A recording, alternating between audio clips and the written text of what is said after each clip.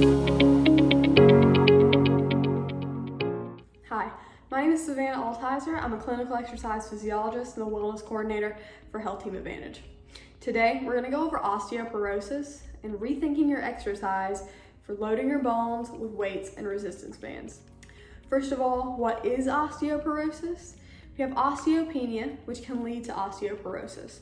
So osteopenia is a low bone mass that can progress to osteoporosis. And osteoporosis is a very low bone mass that can result in bone fractures along with other side effects.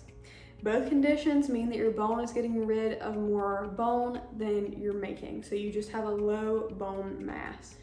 Many people are at risk, and you can have different symptoms leading up to osteoporosis. So you can have a curved spine, decreased height, lower back pain, more frequency fractures.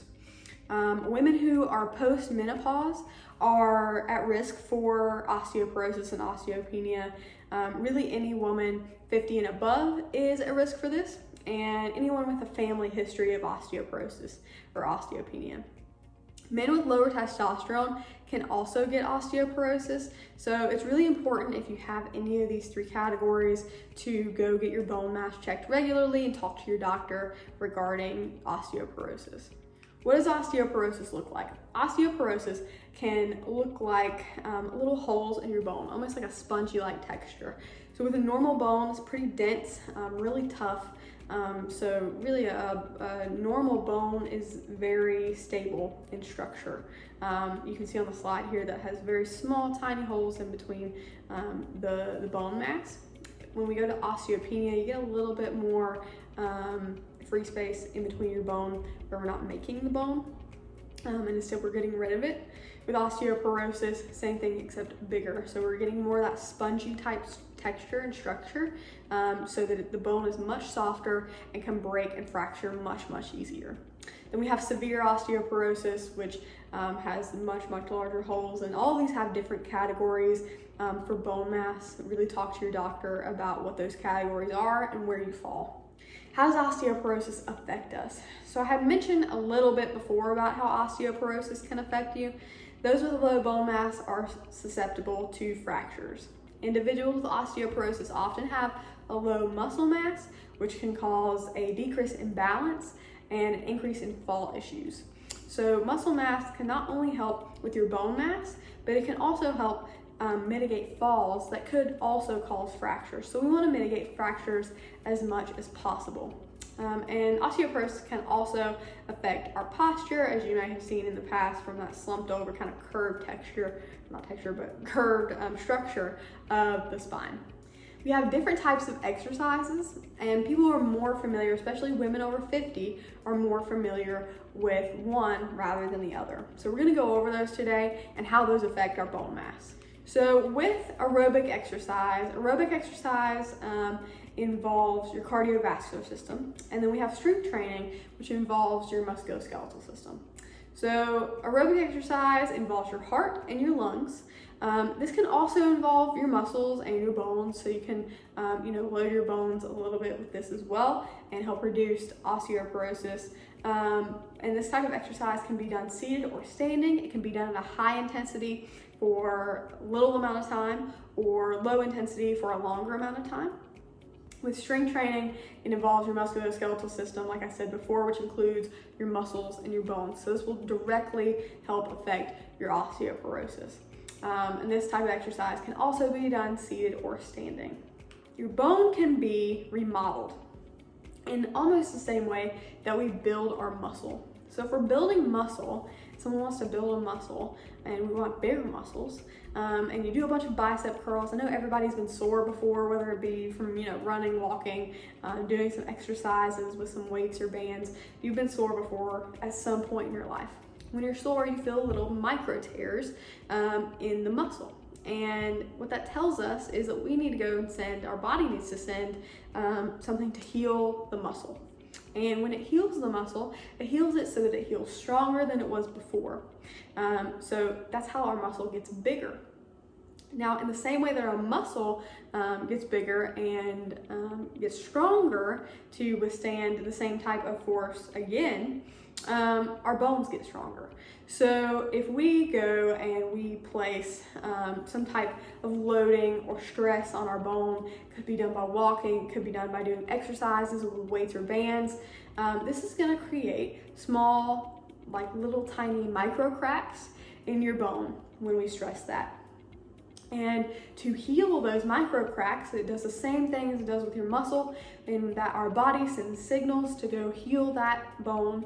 And to heal it, we want to structure it so that that same type of stress doesn't cause that same the micro cracks anymore. So your bone will actually heal stronger than it was before. So we're adding bone mass, whereas we hadn't before.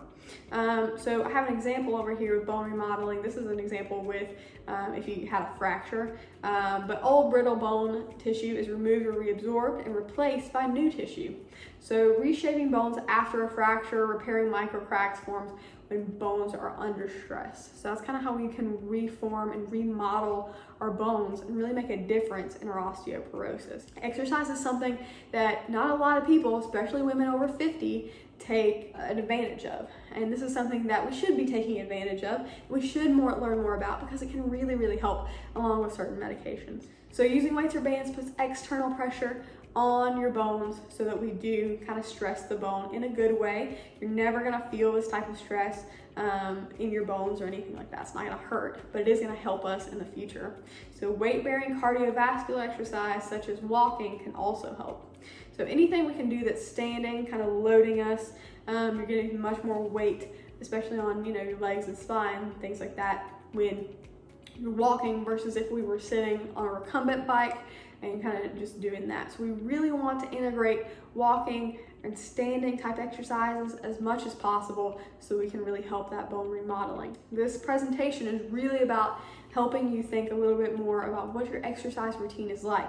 Are you picking things that are comfortable for you? Are you picking things that are helping you right now and in the long run? So sometimes we may need to just change our thinking about what exercise looks like and what we really need to help us in the future.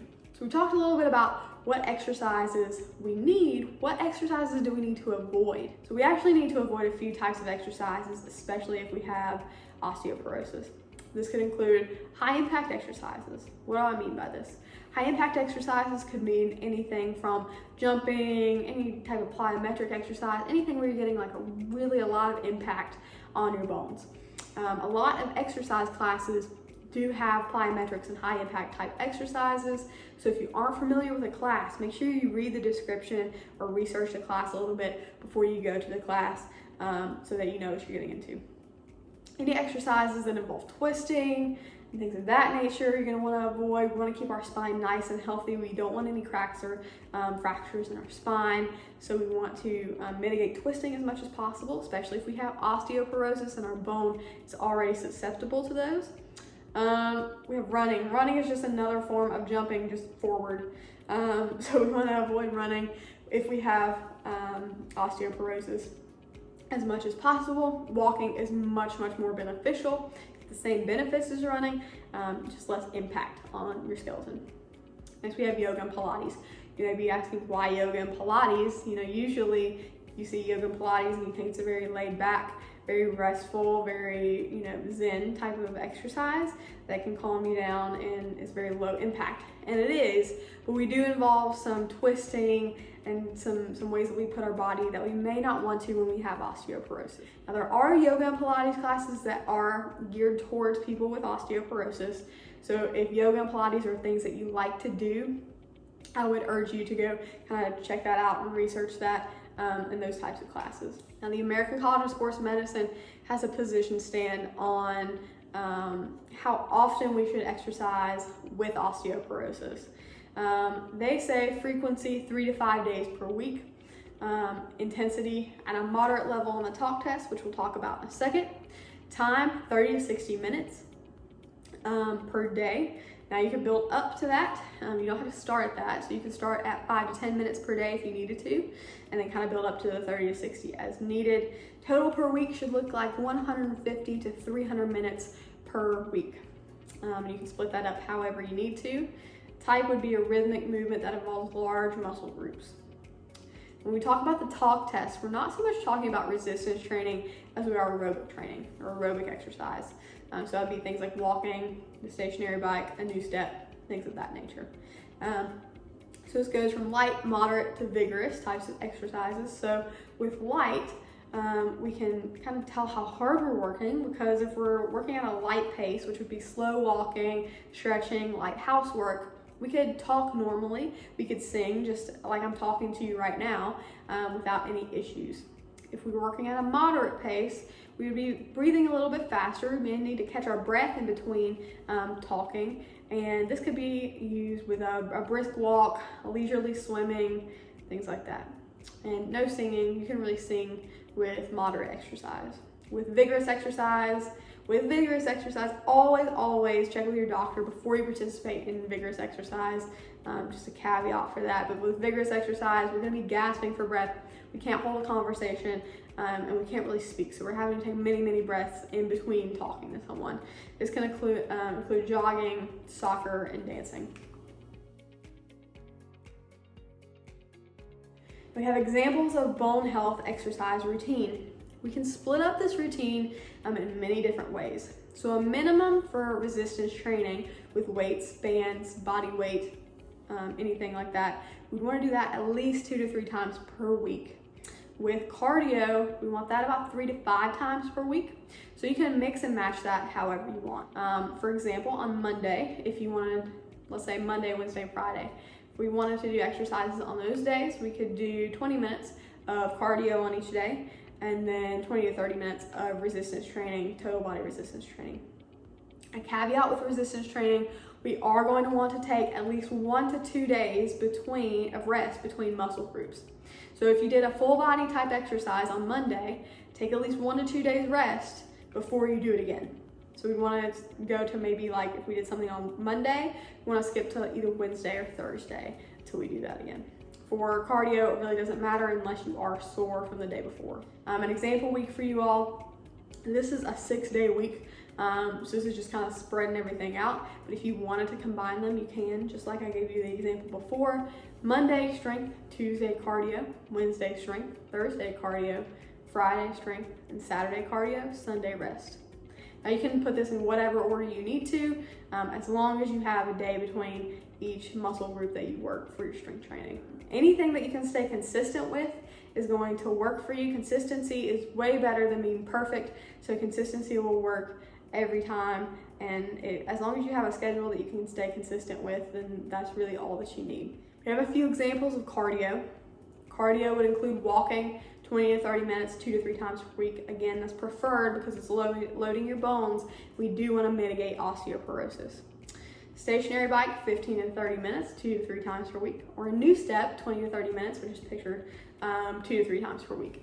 So we can do those things interchangeably, but do try to add things that are standing, loading your bones as much as possible, as much as you feel as possible.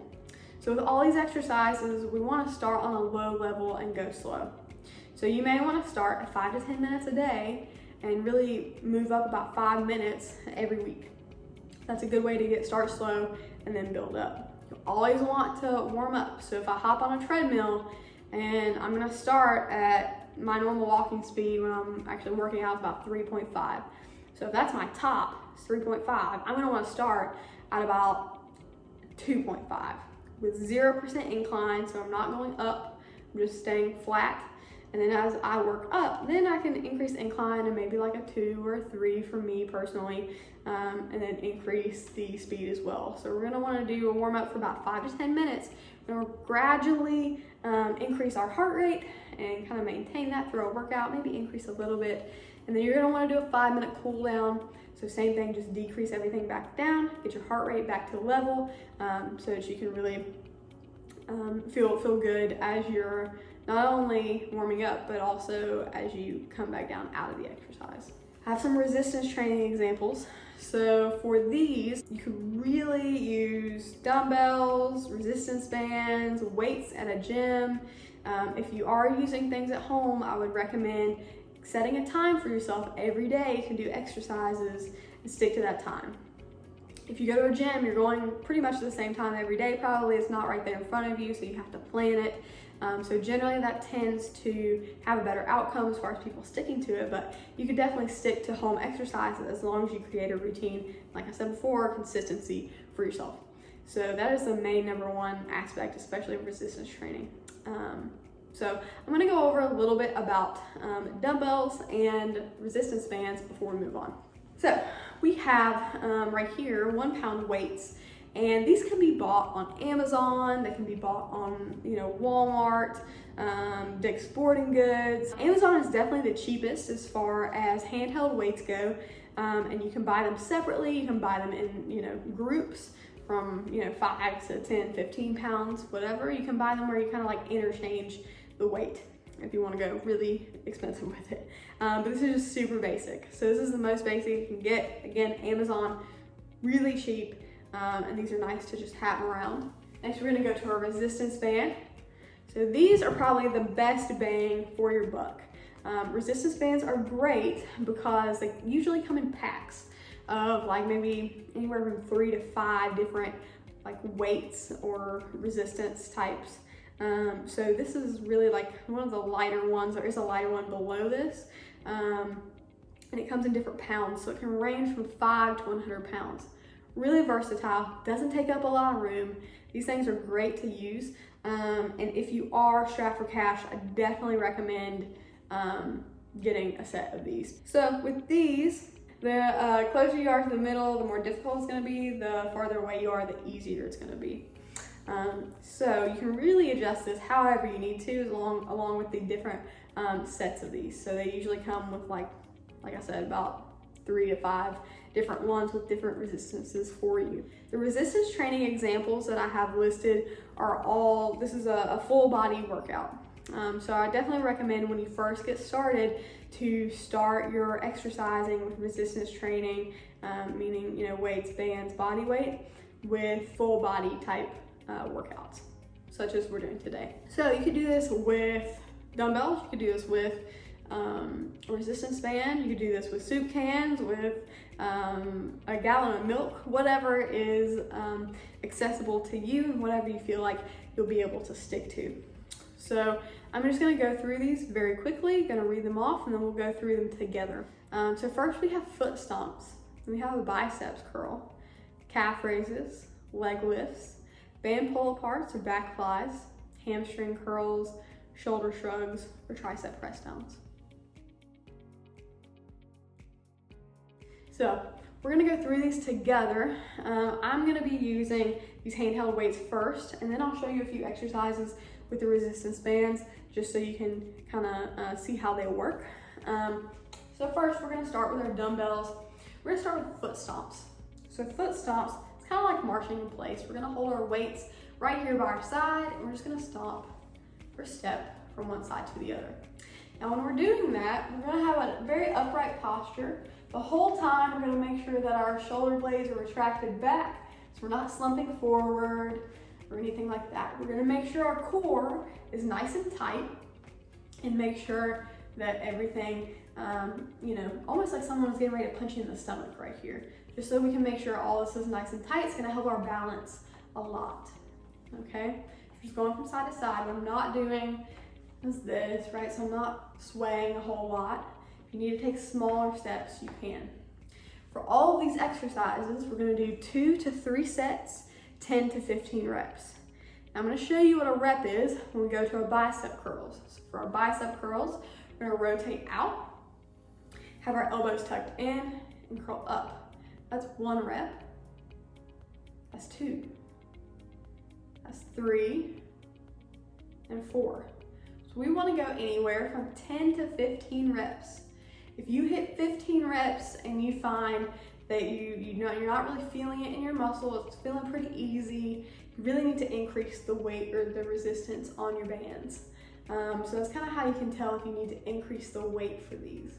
Is if it's too easy at 15, it should be a little difficult, you shouldn't be really struggling, but you should feel just a little bit of tension at that 10th to 15th rep. Okay, so that was 1 set. we completed 10 to 15 of those, that's one set. We can do this a few different ways. So I'm gonna take you all through this whole set of exercises back to back for one set each. Now, if I wanted to, I could do each exercise. So I just did 10 of those. I'll take a break, right? Shake it out for about 30 seconds to 1 minute, and then I can go right back into it. So this would be set number 2.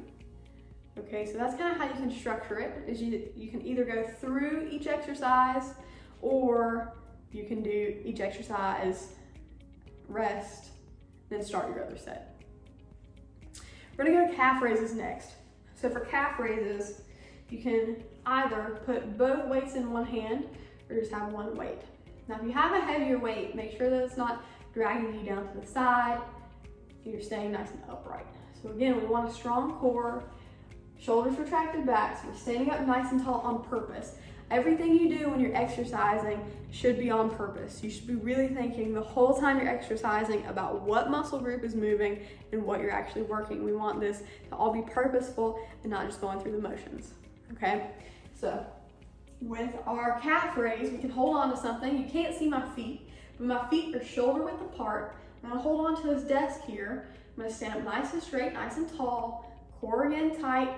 We're gonna come up and back down. I'm just coming up on my tiptoes, holding that for about 1 to 2 seconds, and then coming right back down. So again, 10 to 15 reps, 2 to 3 sets. Showing you for an example for that exercise. Next, we're gonna do a leg lift. So we're gonna hold these weights right by our sides here. I'm gonna step back so you can see my legs.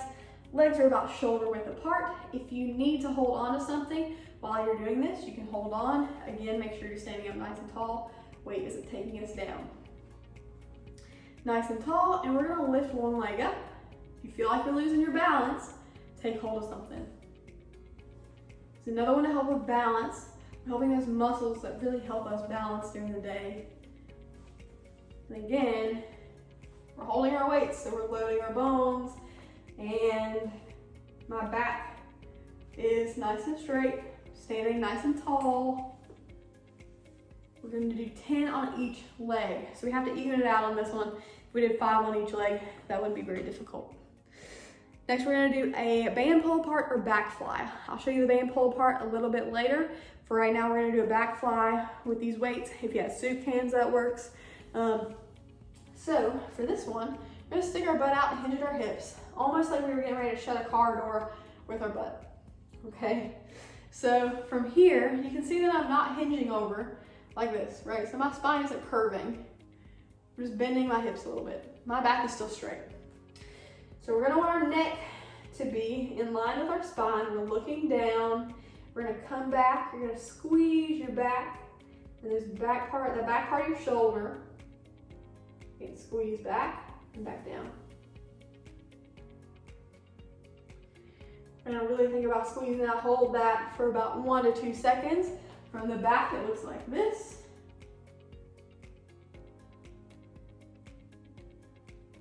And from the front, looks like this.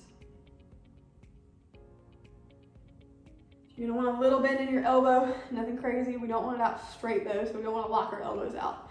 So somewhere in between there for those. Next, we're actually not gonna use one of these weights. If you have an ankle weight that kind of wraps around your ankle, or if you have a, I think wrist weight would also work where it wraps around your wrist, you could use that. We're going to get a chair or a desk or a counter, and we're gonna stand on one leg. Now the opposite leg that we're not standing on, we're gonna point our toes up, and we're gonna curl back so that our leg is coming up as far back as it can towards our glutes. We're gonna come all the way back down. We're gonna hold that again for about 1 to 2 seconds. These are helping those muscles that help us balance again. They're really good balancing muscles. Then we're gonna come back down. That's a great exercise for your hamstrings or the back of your leg. Again, if you wanna feel more resistance, you can use an ankle weight. You can buy those at Amazon, Walmart, Dick's Sporting Goods as well. If you have a gym membership, most places have a hamstring curl machine if you need help with that, I think every gym I've ever been to has gym attendants that can show you how to use each piece of equipment. It's very, very beneficial to make sure you stay healthy and don't hurt yourself. Next, we have a shoulder shrug. We're gonna come here, have our weights by our sides again, shoulder width apart with your feet. And we're going to look down just slightly and come up and back down. So our shoulders are coming up towards our ears. On the side, it looks like this. Again, even though I'm looking down, my back is still staying nice and straight, standing up tall, not hunched over. Good. So my shoulder blades are retracted the whole time. And what do I mean by that? I mean that instead of being like this, my shoulder blades are back and down. An easier way to do that, straight up toward your ear, come back, press down.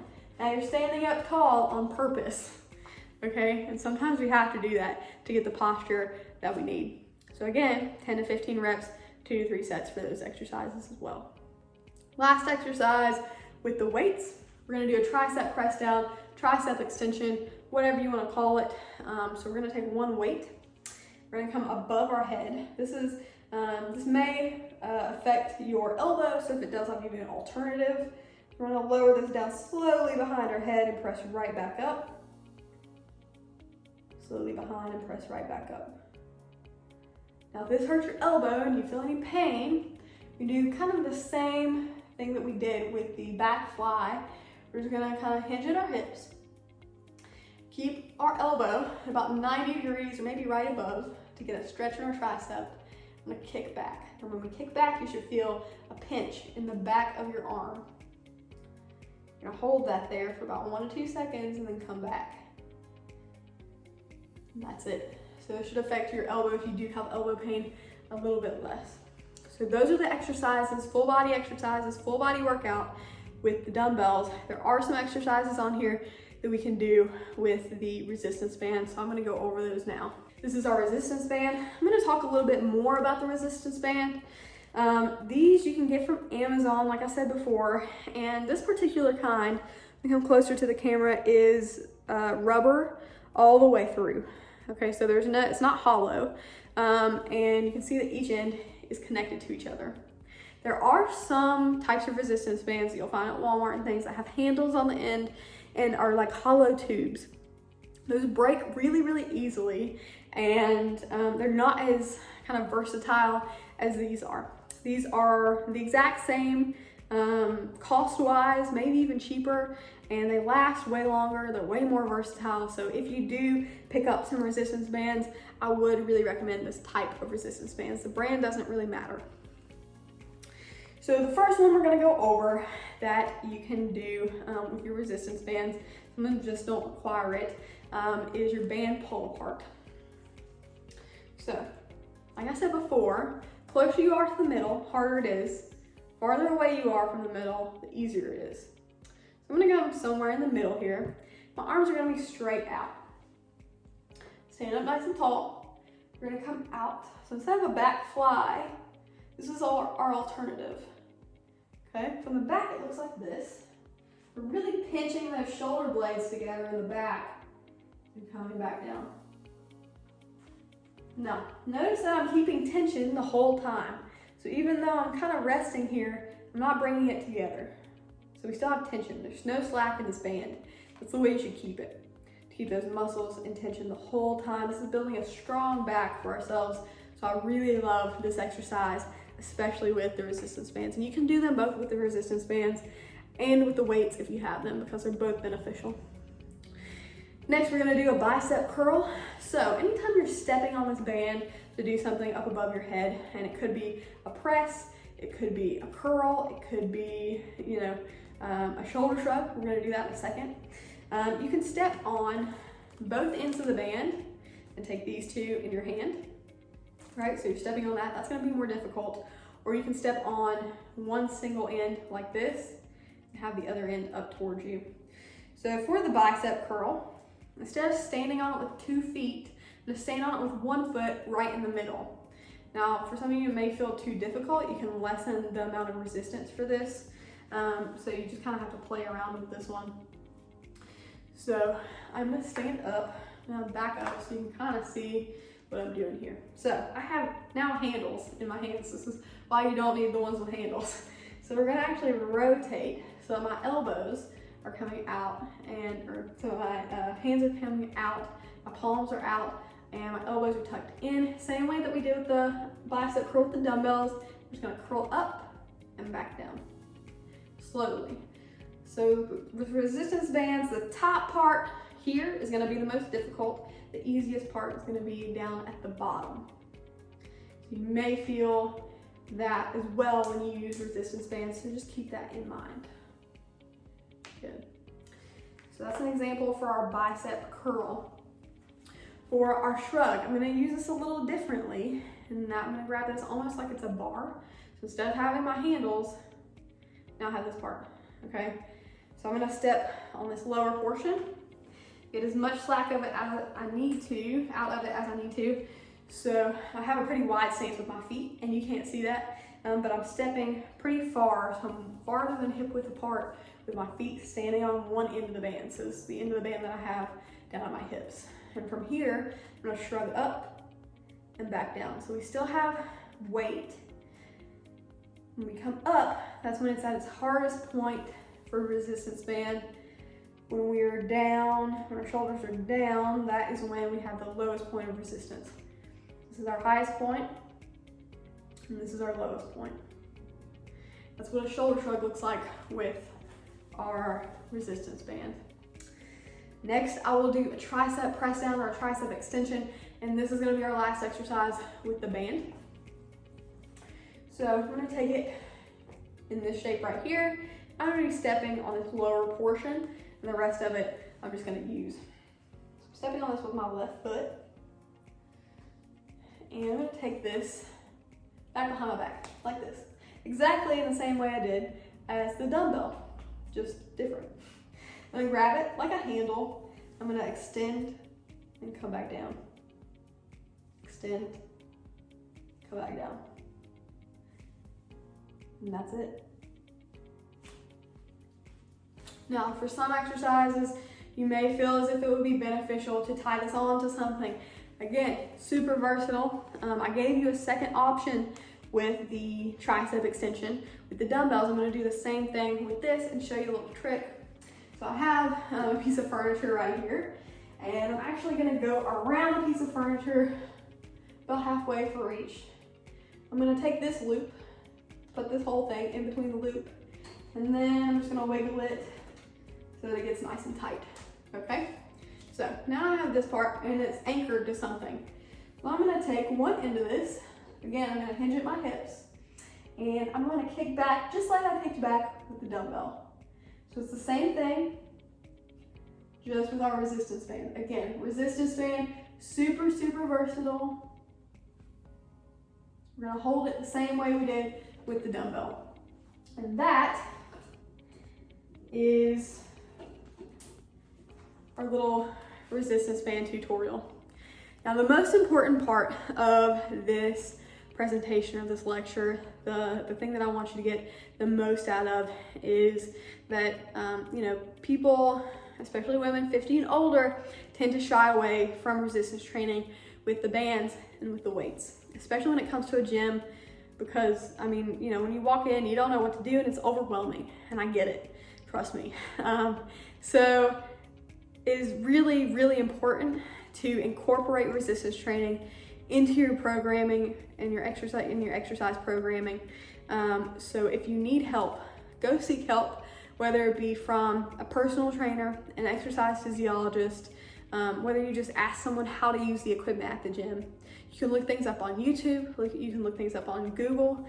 Those things are your friends, and they will give you whole workouts for osteoporosis, whatever your goals are. It will give you different exercises, different workouts for that. So don't be scared to go in there and really just mess with weights for the first couple of times that you go in the gym. I can promise that no one is judging you, no one is looking at you, and if they are, then you're already ahead of them anyway. So really the takeaway point of this is to rethink your exercise routine, really rethink the types of exercises that you're doing and how you're incorporating those exercises. So resistance training can be such a tool to help mitigate osteoporosis, and it really should be used more, especially with women, because it's a great empowerment tool as well as just a great health benefit. So I hope you've enjoyed the lecture and the PowerPoint today. I really enjoyed talking to you, and I look forward to speaking more to you all in the future. Thanks.